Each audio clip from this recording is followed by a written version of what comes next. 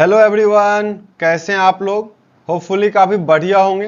तो आज हम लोग एक बेहतरीन टॉपिक पढ़ने वाले हैं। LiAlH4 और NaBH4 दोनों ही रिड्यूसिंग एजेंट है और इन दोनों के बीच हम लोग कंपैरिजन देखने वाले हैं कि कौन सा स्ट्रॉन्ग है और क्यों। Which one is strong and why. Which one is chemo selective, कौन सा सेलेक्टिव फंक्शनल ग्रुप को ही रिड्यूस कर पाएगा। और तीसरा कि ये किस किस फंक्शनल ग्रुप को रिड्यूस कर पाएंगे। तो ये सारी चीजें हम लोग आज के वीडियो में देखने वाले हैं। तो चलिए स्टार्ट करते हैं। कंपैरिजन में हम लोग सबसे पहले नाम और स्ट्रक्चर के साथ ही स्टार्ट करें।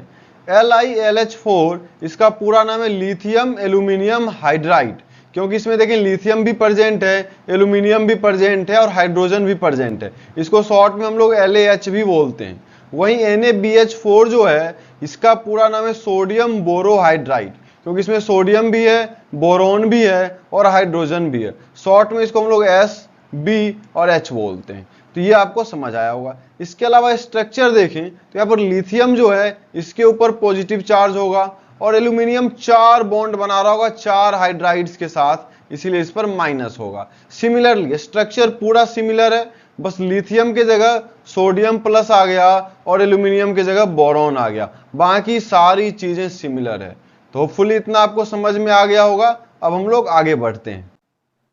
आगे बढ़ते ही देखें यहां पर है कि LiAlH4 यानी कि LaH lithium aluminium hydride is highly reactive. इसका वजह भी हम लोग देखेंगे कि ये ज्यादा रिएक्टिव क्यों है। तो पहला वजह देखें, यहां पर हमारा कोई कार्बोनिल है। अब कार्बोनिल का जो ऑक्सीजन है इसके ऊपर लोन पेयर होगा, आपको भी पता है। एक ऑक्सीजन पर यहां 2 लोन पेयर होगा और ये लिथियम प्लस चार्ज है, तो इन दोनों के बीच इंटरेक्शन होगा। ये इलेक्ट्रॉन पेयर और लिथियम पर पॉजिटिव, इनके बीच जब इंटरेक्शन होगा तो यहाँ पर ऑक्सीजन इलेक्ट्रॉन दे रहा होगा। तो ऑक्सीजन जब लिथियम को इलेक्ट्रॉन देने लगेगा तो ऑक्सीजन पर पॉजिटिव चार्ज आना शुरू हो जाएगा। और जैसे ही ऑक्सीजन पर पॉजिटिव चार्ज आएगा, जब लिथियम बॉन्ड बना चुका होगा तो ऑक्सीजन पर पूरी तरह से पॉजिटिव चार्ज आ चुका होगा। तो जैसे ही ऑक्सीजन पर पॉजिटिव चार्ज आ जाएगा, ऑक्सीजन क्या करेगा, इधर से अपना पाई इलेक्ट्रॉन खींचने लगेगा। इस पाई बॉन्ड से अपना पाई इलेक्ट्रॉन खींचने लगेगा और इसकी वजह से इस कार्बन पे पॉजिटिव चार्ज बढ़ जाएगा,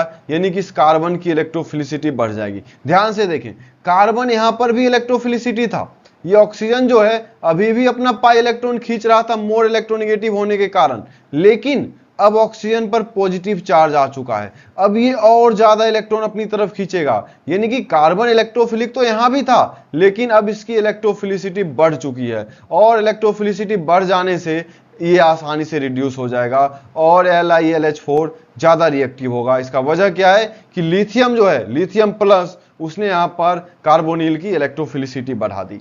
होपफुली ये समझ आया होगा। अब हम लोग आते हैं दूसरे पॉइंट पर। यहां देखिए एल्यूमिनियम और हाइड्रोजन के बीच बॉन्ड बन रहा है। इन दोनों के बीच अच्छा खासा इलेक्ट्रोनेगेटिविटी डिफरेंस होगा और जितना ज्यादा इलेक्ट्रोनेगेटिविटी डिफरेंस होगा उतना ही ये बॉन्ड पोलर होगा और उतना ही ज्यादा रिएक्टिव होगा, उतना ही ज्यादा रिएक्टिव होगा। जबकि सेकेंड केस में देखें ना, तो यहाँ बोरोन और हाइड्रोजन के बीच बॉन्ड बन रहा है, तो यहाँ पर इलेक्ट्रोनेगेटिविटी डिफरेंस उतना ज्यादा नहीं है, इसीलिए ये उतना ज्यादा रिएक्टिव नहीं होगा। ये तो दूसरा पॉइंट हमने कंपेयर किया। पहला पॉइंट भी हम कंपेयर करेंगे। यहां पर लिथियम साइज में छोटा था सोडियम से। सोडियम से साइज में छोटा कौन सा है, लिथियम। सोडियम बड़ा है, तो अब ये बड़ा है तो इस पर चार्ज डेंसिटी उतना ज्यादा नहीं होगा जितना लिथियम पर होगा। तो लिथियम का ऑक्सीजन के साथ अच्छा वाला इंटरेक्शन होगा, जबकि सोडियम का साइज बड़ा है तो चार्ज डेंसिटी कम हो जाएगी, इसीलिए ऑक्सीजन के साथ उतना अच्छा वाला इंटरेक्शन नहीं हो पाएगा।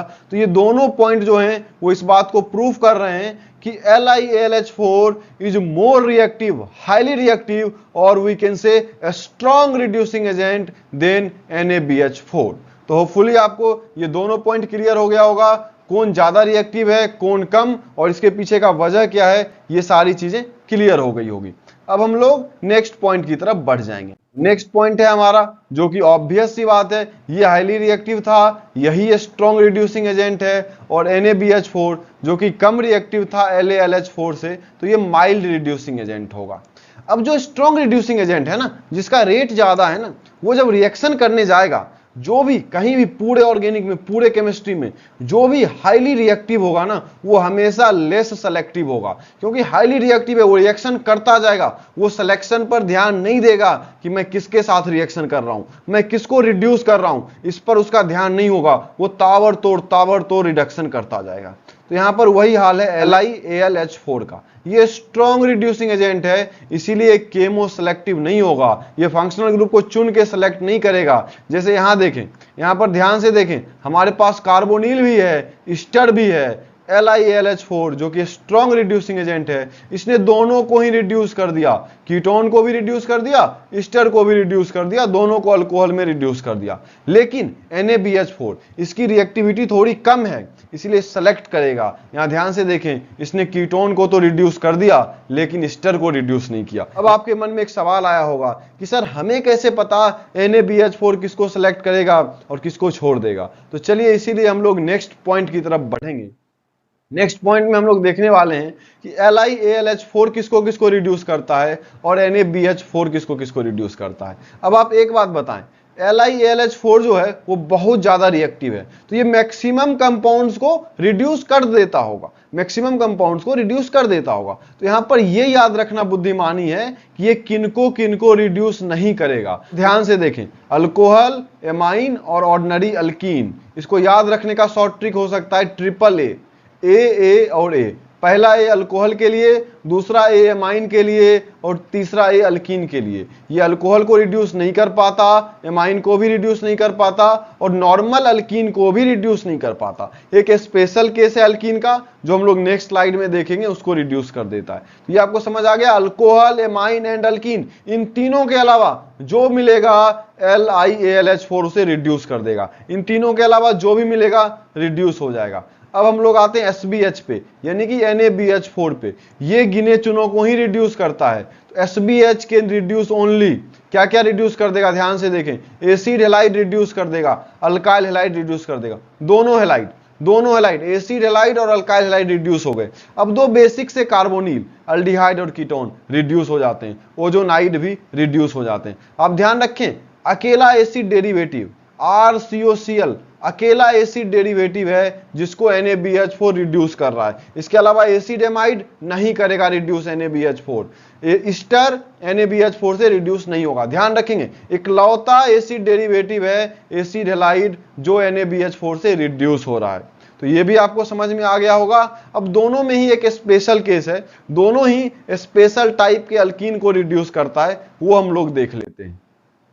यहां पर देखें, नॉर्मल अल्कीन को तो नहीं रिड्यूस करता LiAlH4, लेकिन यदि सिनामिक डबल बॉन्ड आ जाए, सिनामिक डबल बॉन्ड इस टाइप के डबल बॉन्ड को बोलते हैं, जैसे यहाँ सिनामिक एसिड है, यदि आपने नोमेनक्लेचर पढ़ रखा है या नेम रिएक्शन पढ़ रखा है तो आपको मालूम होगा, इसको हम लोग सिनामिक एसिड बोलते हैं। तो यहां पर जो डबल बॉन्ड है ना, ये रिड्यूस हो जाएगा। ध्यान से देखें, ये अल्कीन से रिड्यूस होकर अल्केन में कन्वर्ट हो चुका है। एसिड वाला टर्मिनल भी रिड्यूस हुआ है, ये भी अल्कोहल में गया है, ये तो ऐसे भी जाएगा, लेकिन डबल बॉन्ड जनरली रिड्यूस नहीं होता था, सिनामिक वाला था इसलिए रिड्यूस हो गया। याद रखेंगे, मोस्ट इंपॉर्टेंट पॉइंट।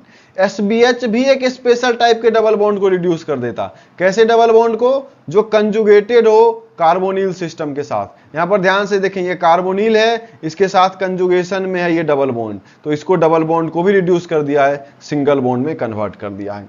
यहां पर हमने एक एक चीजें देख लिया कि दोनों रिड्यूसिंग एजेंट कैसा दिखता है, इन दोनों में ज्यादा रिएक्टिव कौन है, ज्यादा सेलेक्टिव कौन है, ये किन किन फंक्शनल ग्रुप को रिड्यूस करता है और इनका स्पेशल केस क्या है। होपफुली आपको एक एक चीजें क्लियर हो गई होगी। तो ऐसे ही और भी वीडियोज के लिए हमारे चैनल को सब्सक्राइब कर लें। Thank you.